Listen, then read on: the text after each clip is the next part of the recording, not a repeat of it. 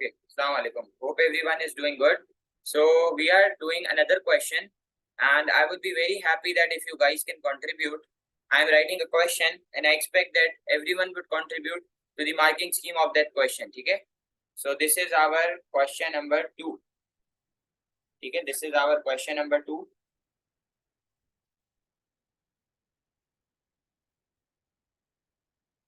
Analyze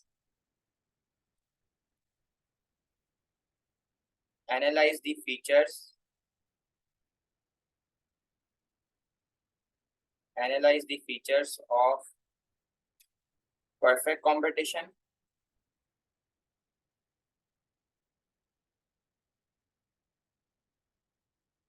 and monopolistic competition. Analyze the feature of perfect competition and monopolistic competition and discuss its different level of profits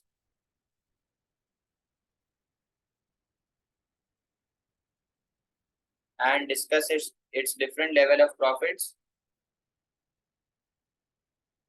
comma, whether efficiency can be achieved in any of these competition.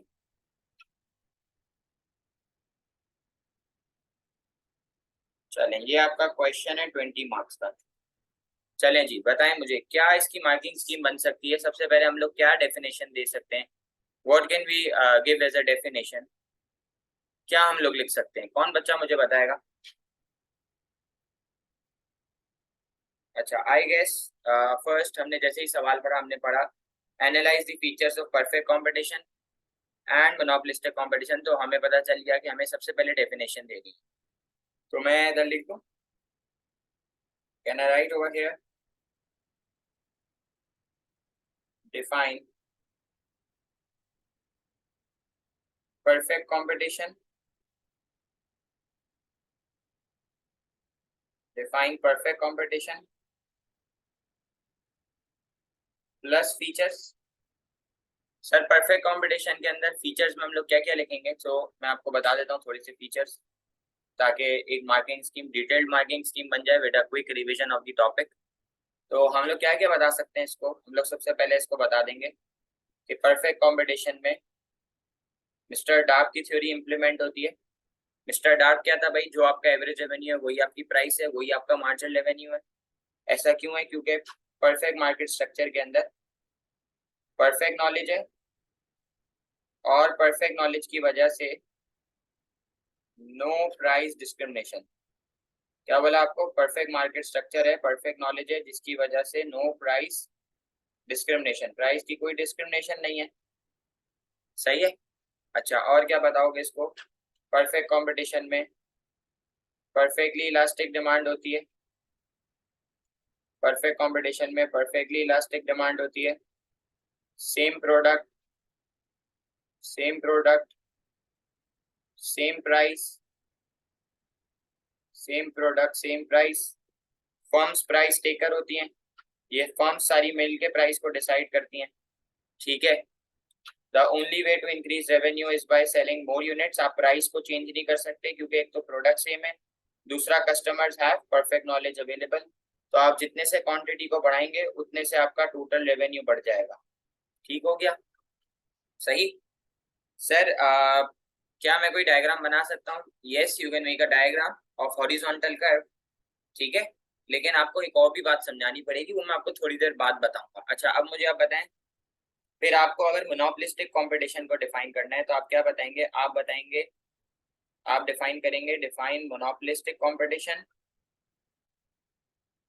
फिर आप क्या define करेंगे, आप define करेंगे monopolistic competition plus monopolistic competition के features को define करेंगे। किसको डिफाइन करेंगे, फीचर्स को। जैसे आपने बताया कि मोनोपोलिस्टिक कंपटीशन के अंदर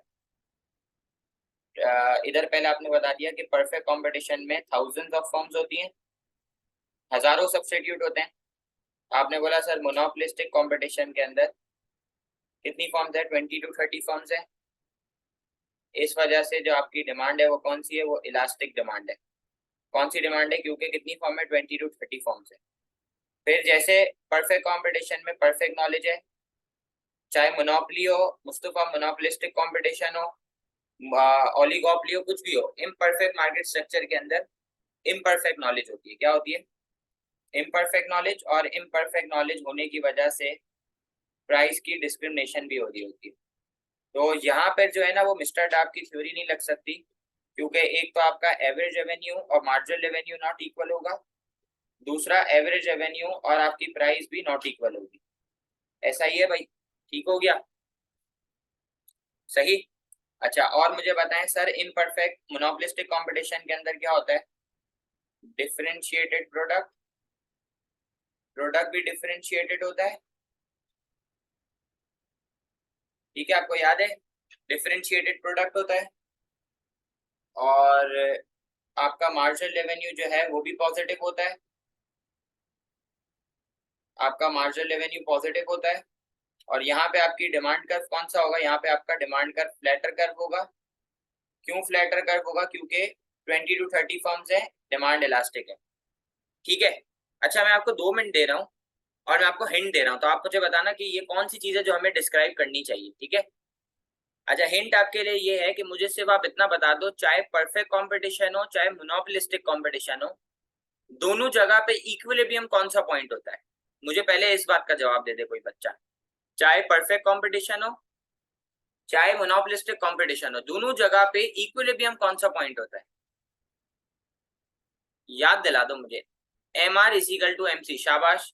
A girl Sania has answered me, Musa has answered me, I guess everyone is correct कि वो पॉइंट होता है MR is equal to MC। कौन सा पॉइंट होता है, वो पॉइंट होता है MR is equal to MC।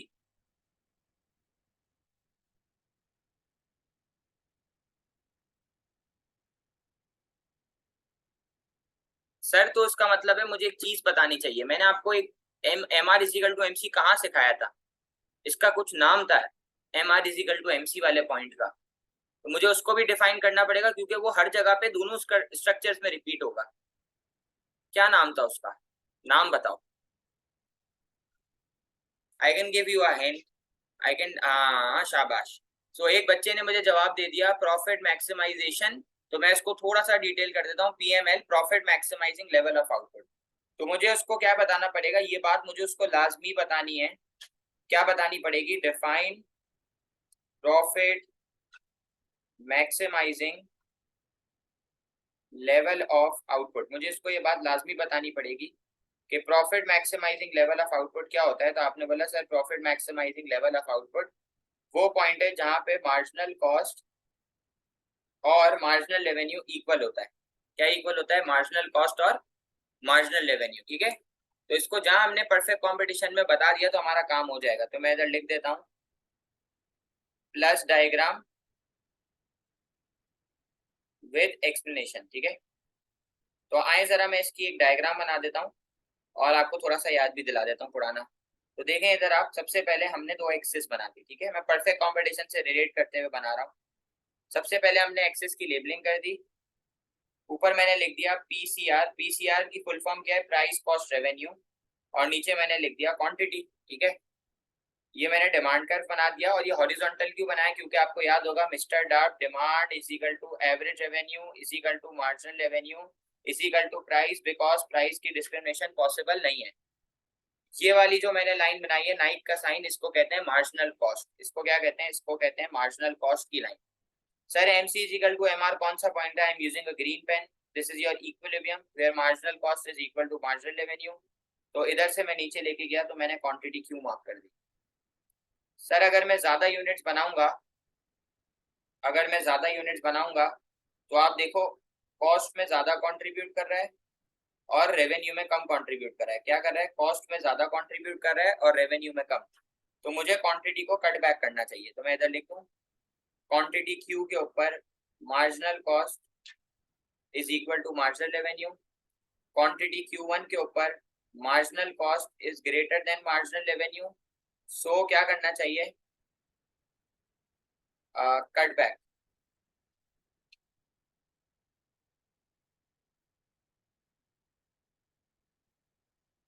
Cut back करना चाहिए, सही है। क्यों कट बैक करना चाहिए? ताकि मैं अपनी मार्जिनल कॉस्ट को क्या कर सकूं, मैं अपनी एडिशनल कॉस्ट को मिनिमाइज कर सकूं, ठीक है।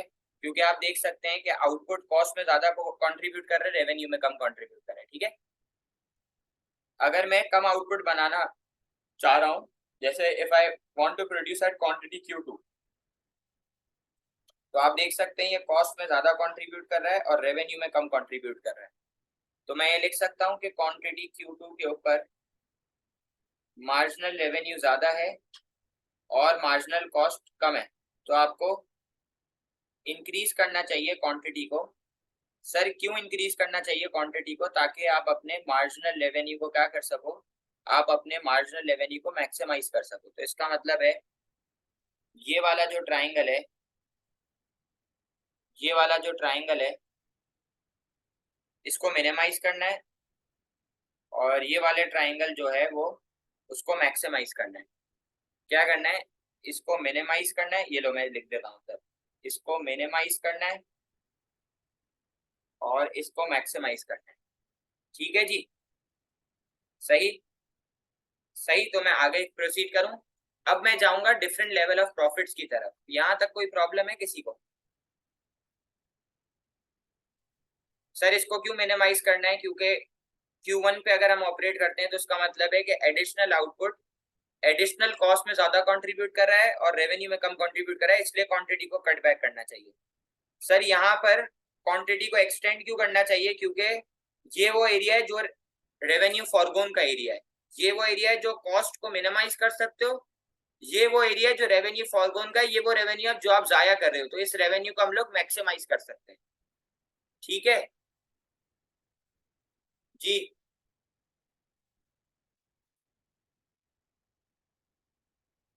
ओके, सो आप लोग मुझे जवाब देंगे तो फिर मैं क्वेश्चन के आधे आधी आधी हाफ पार्ट पे जाऊंगा, फर्दर जाऊंगा।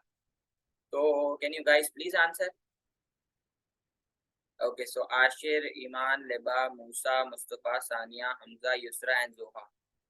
आई थिंक इट्स क्लियर, ठीक है। Okay, चलें। अब देखिए, जब मैं आपके सामने डिफरेंट लेवल ऑफ प्रॉफिट्स की बात करूंगा ना, तो आपका पूरा एंटायर दोनों चैप्टर पूरे पूरे रिवाइज हो जाएंगे एक तरीके से, क्योंकि ठीक है। तो now I am talking about different level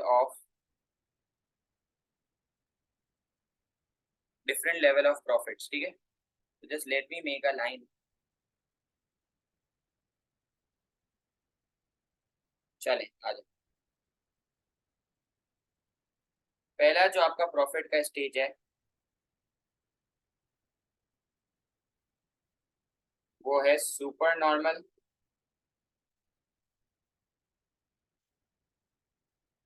पहला जो प्रॉफिट का स्टेज है वो है सुपर नॉर्मल और एबनॉर्मल प्रॉफिट। तो आप याद करो, सुपर नॉर्मल और एबनॉर्मल प्रॉफिट वो पॉइंट होता था जहां पे टोटल रेवेन्यू टोटल कॉस्ट से ज्यादा है, एवरेज रेवेन्यू एवरेज कॉस्ट से ज्यादा है, और प्राइस कॉस्ट से ज्यादा है, ठीक है। याद आ गया?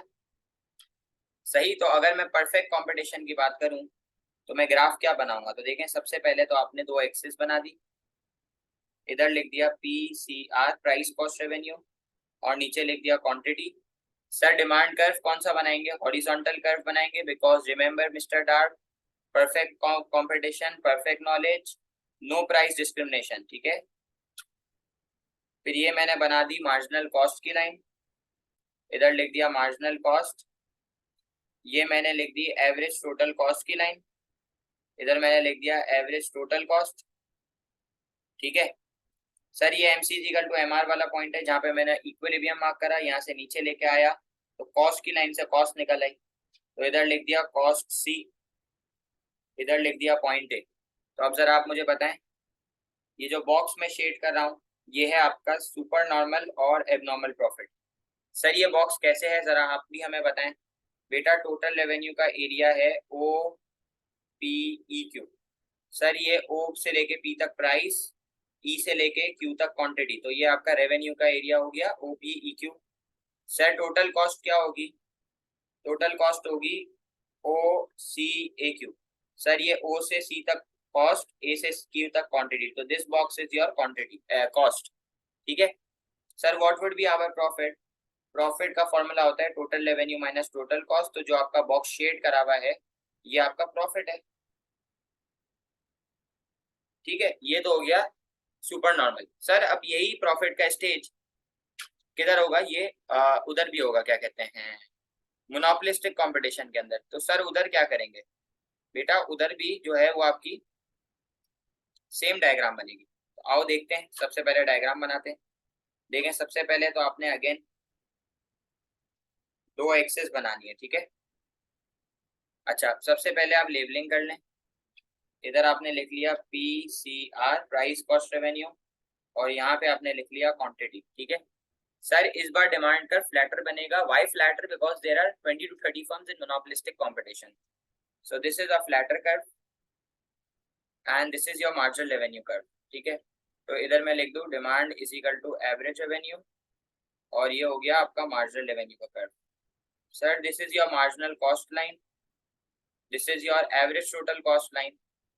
ये एवरेज टोटल कॉस्ट हो गया, ये मार्जिनल कॉस्ट हो गया। सर जहाँ पे marginal cost marginal revenue equal होगा दैट्स योर इक्विलिब्रियम। यहाँ से आप ऊपर लेके गए तो डिमांड कर्व से प्राइस निकल आई, कॉस्ट की लाइन से आपकी कॉस्ट निकल आई। ठीक है, तो आप देख सकते हैं, तो let me label it first. This is your price, this is your point A on the demand curve, this is your point B, this is your cost and this is your quantity Q. ठीक है जी, बोले। तो ये जितना भी area मैंने आपके सामने मार्क करा है ये आपका क्या है? ये आपका प्रॉफिट है, ये सारा आपका प्रॉफिट है। So the areas are the same, I won't repeat them, the areas are totally the same.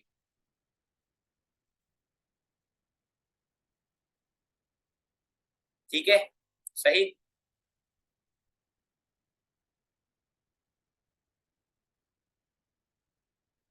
अच्छा एक चीज मैं आप लोगों से पूछना हूँ, आप, मैं जब तक दूसरा स्टेज लिख रहा हूँ, आप मुझे बताएं कि सुपर नॉर्मल शॉर्ट रन है लॉन्ग रन है?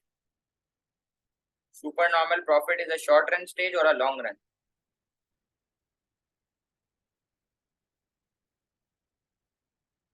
शॉर्ट रन, शाबाश।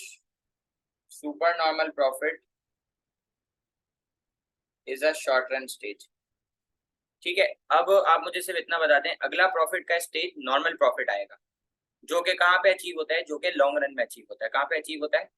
लॉन्ग रन में। तो आए अगले प्रॉफिट के स्टेज की तरफ चलते हैं, नॉर्मल प्रॉफिट की तरफ। ठीक है, और सुकून से जा रहा हूँ, भगा नहीं रहा हूँ, सुकून से काम कर रहा हूँ। आप लोग अपना ध्यान रखते रहें तो इंशाल्लाह नेक्स्ट 15 मिनट्स में we gonna end this thing. सही, तो अगेन आप देखें, सबसे पहले तो हमने ये दो एक्सिस बना दी। एक एक्सिस के ऊपर लिख दिया P C R, price cost revenue, और नीचे अगेन लिख दिया क्वांटिटी। सर ये मैंने डिमांड कर्व कौन सा बना दिया? This is a horizontal curve. इधर लिख दिया demand is equal to average revenue is equal to marginal revenue. Sir ये हो गई आपकी प्राइस, ठीक हो गया। सर ये हो गई आपकी मार्जिनल कॉस्ट की लाइन, और इधर लिख दिया मार्जिनल कॉस्ट। और इस बार जो एवरेज टोटल कॉस्ट की लाइन है वो एक्सिस पर टच होगी। तो आप देख लें जरा, इस बार जो आपकी लाइन है वो किधर टच होगी? वो टच होगी एवरेज टोटल कॉस्ट की लाइन पर। ऐसा ही है, आप देखें जरा।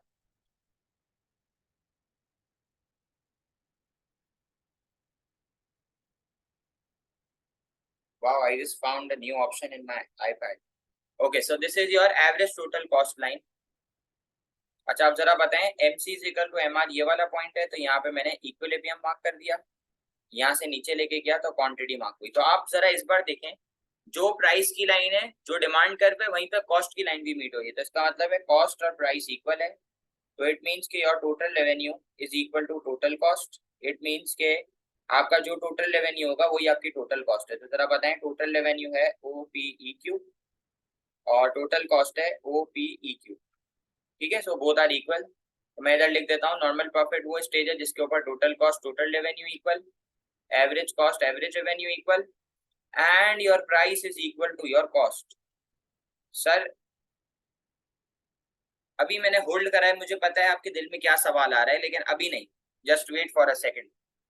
सर नॉर्मल प्रॉफिट कौन सा स्टेज है? This is a long run stage, this is long run stage of the profit, और ये हर फर्म अचीव करेगी, ठीक है, मुझे भी पता है ये बात।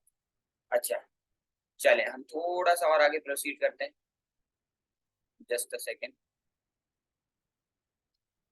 ओके,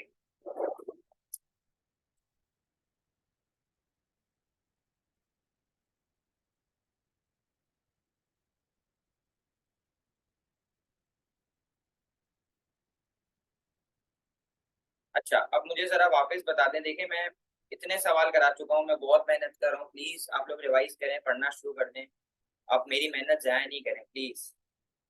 आई गेस बहुत कम लोग होमवर्क करते हैं, बहुत कम रिवाइज करते हैं, क्योंकि मुझे गूगल ड्राइव पे भी पता चल जाता है कौन बच्चा रिकॉर्डिंग देखता है, कौन फॉरगॉन लेता है, तो वो आपका अपना लॉस है बेटा, मेरा कोई लॉस नहीं है। मोनोपोलिस्टिक कंपटीशन के अंदर 20 to 30 फर्म्स हैं, और तो इस वजह से मैंने डिमांड कर्व फ्लैटर बना दिया। हम एएस से सीखते हुए आ रहे हैं, अगर किसी ने एएस में मुझसे नहीं पढ़ा तो भी मैंने बता दिया कि जब 20 से 30 फर्म होती है तो डिमांड इलास्टिक होती है, तो ये इसलिए फ्लैटर कर्व है, और ये मार्जिनल लेवलिंग हो गया।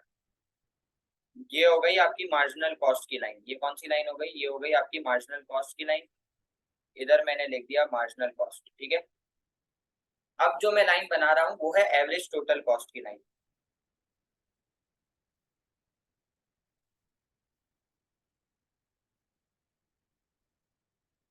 अच्छा ये देखिए, मैंने एवरेज टोटल कॉस्ट की लाइन बना दी, ठीक है। ये sir question, sir M C is equal to M R कौन सा वाला पॉइंट है? ये वाला पॉइंट है जहाँ मैंने इक्विलिब्रियम लिख दिया।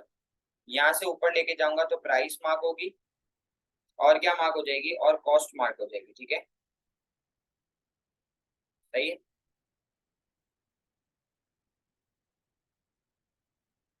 ये यहाँ से ऊपर लेके गया तो प्राइस मार्क हो गई और कॉस्ट मार्क हो गई, तो ये देखें ये प्राइस और कॉस्ट इक्वल है, ठीक है, ये प्राइस और कॉस्ट इक्वल है, सही। लेकिन अब देखा, अब मैं थोड़ा सा जूम आउट कर रहा हूँ और मैं काम की बात कर रहा हूँ, सही है, तो आप लोग प्लीज गौर करना, सही। ओके, अब काम की बात आप देखो, आप सबको पता है कि मैं आपको कंक्लूजन की अब तैयारी करा रहा हूँ। सर आप सबको पता है कि परफेक्ट कंपटीशन में लॉन्ग रन में नॉर्मल प्रॉफिट के स्टेज में हम लोग एफिशिएंसी अचीव कर जाएंगे। तो सर ये जो इक्विलिब्रियम वाला पॉइंट आपके सामने मेंशन्ड है, ये जो ई वाला पॉइंट, इसके ऊपर एक फर्म एलोकेटिवली एफिशिएंट है, इसका मतलब है कि मार्जिनल कॉस्ट और प्राइस इक्वल है, आपको दिख रहा है। दूसरा फर्म प्रोडक्टिवली एफिशिएंट है, यानी कि एवरेज टोटल कॉस्ट अपने मिनिमम पर, अपने मिनिमम पर भी, अपनी मिनिमम पर भी है, ठीक है। एवरेज टोटल कॉस्ट अपने मिनिमम पर भी है, तो इसका मतलब है फर्म बोथ प्रोडक्टिवली भी और एलोकेटिवली दोनों तरीके से एफिशिएंट है, ठीक है। ये लो, सही। चले और बोलो। हाँ जी, एनी प्रॉब्लम? अच्छा अब आए आप इस डायग्राम के ऊपर, तो आप मुझे बताएं, ये पूरा कर्व है आपका, ये वाला आपका मिनिमम पॉइंट होना चाहिए, जो कि नहीं है, ये वाला होना चाहिए, और ये वाला जो ए पॉइंट है ये प्रोडक्टिवली एफिशिएंट नहीं है, इधर एवरेज टोटल कॉस्ट मिनिमम पर नहीं है भाई। सर मार्जिनल कॉस्ट और प्राइस कहां से निकलेगी? मार्जिनल कॉस्ट और प्राइस निकलेगी यहां से, जहां डिमांड कर्व से मार्जिनल कॉस्ट की लाइन टच होगी। ये वाला पॉइंट एलोकेटिवली एफिशिएंट है, लेकिन असल में तो प्राइस यहां से निकल रही है, तो मैं ये कह सकता हूं कि इस पॉइंट ए के ऊपर, इस पॉइंट ए के ऊपर फर्म प्रोडक्टिवली भी इनएफिशिएंट है, क्योंकि एवरेज टोटल कॉस्ट अपने मिनिमम पर नहीं है, और दूसरा फर्म एलोकेटिवली भी इनएफिशिएंट है, क्योंकि मार्जिनल कॉस्ट और प्राइस भी इक्वल नहीं है, सही है, ठीक हो गया। एक स्टेज रह गया प्रॉफिट का, वो है सब नॉर्मल प्रॉफिट और लॉस। प्रॉफिट का एक स्टेज रह गया है जिसका नाम है सब नॉर्मल प्रॉफिट और लॉस। Just a second.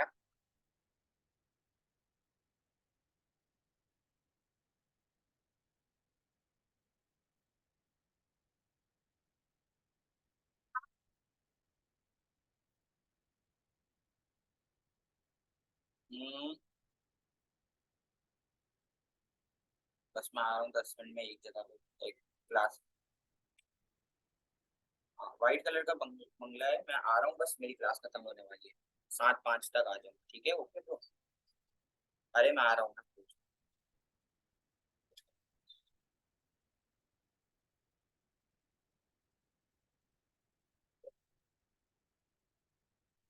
देख रहे हो कैसी क्लास होती है मेरी? मतलब 6 to 7। मेरा होता ये है कि है ना, जो ट्यूसडे के दिन मेरी कॉलेज में होती है 2 से 3 क्लास, ठीक है? मतलब आखिरी क्लास कॉलेज में 2 से 3 होती है, फिर मैं 4 से 5 डिफेंस पढ़ाता हूँ। 5 से 6 फिर मैं, 5 से 6 भी मैं अभी तो नहीं शुरू हुआ, लेकिन मैं ए लेवल्स जब डिफेंस में शुरू करूंगा तो ए लेवल्स पढ़ाऊंगा वहाँ पे 5 से 6। और उसके बाद फिर मैं घर आऊंगा, एक छोटी सी ऑनलाइन लूंगा, आधे 1 घंटे की, आधे पौने घंटे की, जैसा भी ली। 7 से 8 मेरे घर के पास एक बैंगलो है, वहाँ पे क्लास होती है मेरी, मेरे घर के पास ही। वहाँ पे मेरे पास 6-7 स्टूडेंट्स हो गए ओ लेवल्स के। वहां पढ़ाऊंगा 7 to 8, फिर वापस घर आऊंगा, यहीं पे आईपैड वाईपैड छोड़ के जाऊंगा। फिर 8 to 9 मेरी जो है वो ओ लेवल्स की ऑनलाइन क्लास। सही है। तो मेरी जिंदगी तो भाई बहुत गंदी होती है, मतलब मैं हर वक्त पढ़ा ही रहा हूँ। अभी भी लिटरली आप देखो, मैं बिल्कुल फ्रेश होऊंगा, मैं अभी सो के उठाऊं, क्योंकि अभी मेरी डिफेंस में क्लास शुरू नहीं हुई है। I am just started O levels over there.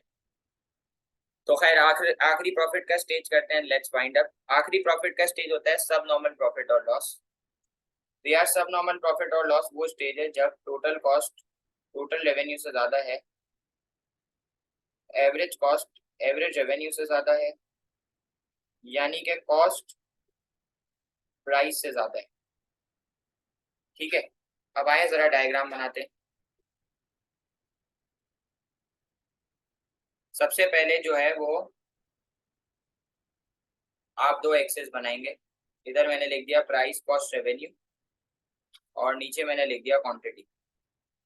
फिर मैंने इधर लिख दिया demand is equal to average revenue is equal to marginal revenue. देखो इधर मैंने क्या लिख दिया, इधर लिख दिया demand is equal to average revenue is equal to marginal revenue, क्योंकि मिस्टर डार्ट की थ्योरी हो गई इम्प्लीमेंट।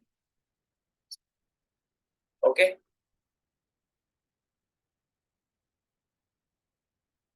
ये हो गई मार्जिनल कॉस्ट की लाइन, ये हो गई एवरेज टोटल कॉस्ट की लाइन, और ये हो गई आपकी, ये हो गई एक और लाइन।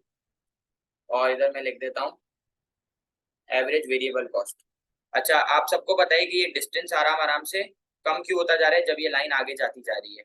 इसलिए कम हो रहा है क्योंकि इनके दोनों के दरमियान जो डिस्टेंस है वो एवरेज फिक्स कॉस्ट है। ठीक है सर। अगेन इक्विलिब्रियम वहां पे मार्क होगा जहाँ पे एमसी इक्वल टू एमआर है।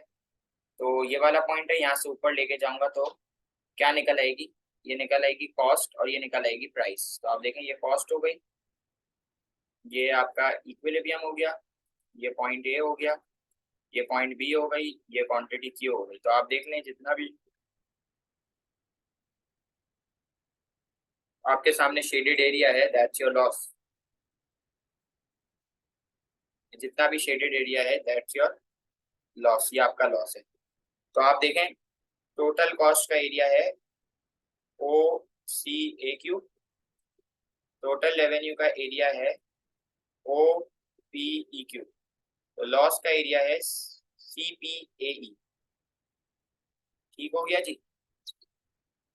सर अब आप आ जाएं आखिरी स्टेज पे, मोनोपोलिस्टिक की डायग्राम पे। तो आप देखें, सबसे पहले ये आपका demand is equal to average revenue, ये हो गया आपका मार्जिनल रेवेन्यू, ये हो गई आपकी मार्जिनल कॉस्ट की लाइन, ये हो गई आपकी एवरेज टोटल कॉस्ट की लाइन, और ये हो गई आपकी एवरेज वेरिएबल कॉस्ट की लाइन। तो देखो पहले लेबलिंग कर दूं, demand is equal to average revenue, ये हो गया मार्जिनल रेवेन्यू, ये हो गई मार्जिनल कॉस्ट, ये हो गई एवरेज टोटल कॉस्ट, ये हो गई एवरेज वेरिएबल कॉस्ट, ये हो गया P C and R price cost revenue, और ये हो गया आपकी क्वांटिटी। ठीक हो गया sir. Marginal cost is equal to marginal revenue, ये वाला पॉइंट है, ये इक्विलिब्रियम हो गया। यहाँ से ऊपर लेके जाऊंगा तो डिमांड कर्व से प्राइस और कॉस्ट की लाइन से कॉस्ट, तो ये कॉस्ट आ गई, और डिमांड कर्व से प्राइस आ गई।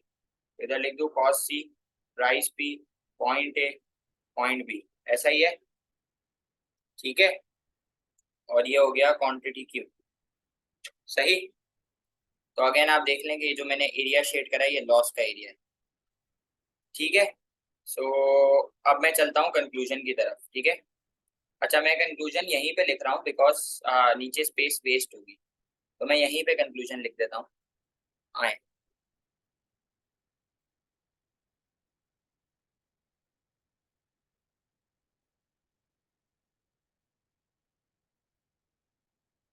ओके, सो कंक्लूजन क्या है? You all know efficiency can be achieved in perfect competition, in perfect competition in the long run at the stage of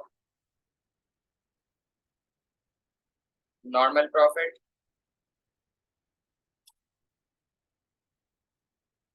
Firm is both productively efficient and allocatively efficient. फिर लंबी कर लेना आप, however करके आप इसको बता देना। मोनोपोलिस्टिक कंपटीशन के अंदर एफिशिएंसी इसलिए नहीं अचीव हो सकती, however मोनोपोलिस्टिक कंपटीशन में efficiency cannot be achieved, cannot achieve efficiency due to imperfect knowledge or price discrimination, etc., etc. So I think this marking scheme is clear to everyone, and I think I can just end up the class because I just have 3 minutes. I have to reach a place. So I think this question is clear to everyone, and this winds up our perfect competition. Monopoly, monopolistic. We are just left with the last one, that is oligopoly. We would be starting it tomorrow, and we are done with the most difficult chapter of the economics, that is market structure. It's not the most difficult, लेकिन students में इसको problem होती है because there are so many graphs. So I thought I should do it this time. मुझे इसको जल्दी करना चाहिए, and then फिर मुझे बाकी chapters की तरफ जाना चाहिए. Yeah, sure, I'm going to send it on the WhatsApp group, but at 9 or 9:30. So not right now. I'm in a rush right. ठीक है? Okay. Thank you. Allah Hafiz.